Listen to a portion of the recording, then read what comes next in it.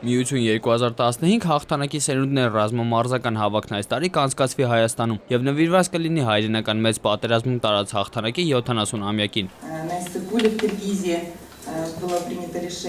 Անցած տարի Իսիկկուլում որոշվեց, որ հաջորդ հավաքը կլինի Հայաստանում։ Սա արդեն 12-րդ հավաքն է, սակայն այսպիսի լուրջ նախապատրաստություն մենք դեռ չենք տեսել։ Նախկին խորհրդային միության երկրների պատանիները 10 օրվա ընթացքում կմրցեն ռազմամարզական խաղերով եւ վարժություններով։ Կլինի նաեւ մշակութային ծրագիր։ Ամեն տարի գրվում է հավաքի հիմնը, նվիրված այն երկրին, որտեղ անցկացվում է։ Հայաստանի նվիրված հիմնը արդեն պատրաստ է։ Պրեմիերան եղավ հենց ասուլիսի ժամանակ։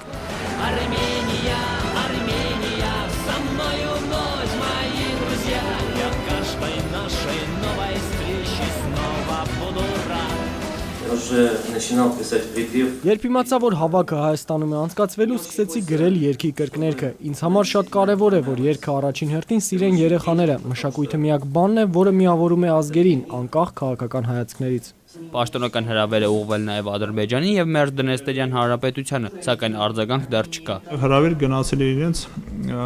ադրբեջանական կողմին, որի մասով մենք պաշտոնական տեղեկացել ենք, որ պատրաստ ենք դիմավորել թիմը, նաև իրենց մասով տպագրվել է դրոշներ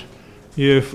նախատեսել ենք իրենց համար լրացուցիչ անվտանգության ապահովման խնդիրների լուծում։ Ռազմամարզական մանկապատանեկան հավաքին Հայաստանից կմասնակցի ռազմաուսումնական հաստատությունների 4 թիմ, մի թիմ էլ Լեռնային Ղարաբաղից։ Հավաքին մասնակցում են նաև շատ աղջիկներ, որոնք ավանդաբար ցուցադրում են բարձր ցուցանիշներ։ Մասնակիցների մոտ 20%-ը աղջիկ է, մեծ կարևորություն է տրվում մշակութային ծրագրին։ Կարծում եմ մշակույթն առանց աղջիկների մի փոքր դժվար կլինի ներկայացնել։ Պաշտպանության նախարարությունը նվերներ է պատրաստել մասնակիցների համար ու անակնկալներ։ Հավաքի բացման ժամանակ եւ մրցումների ընթացքում հավաքը կտևի օգոստոսի 15-ից 28-ը։ Աղվան Ասոյան, Գառնիկ Մելքոնյան, ժամը լրատվական։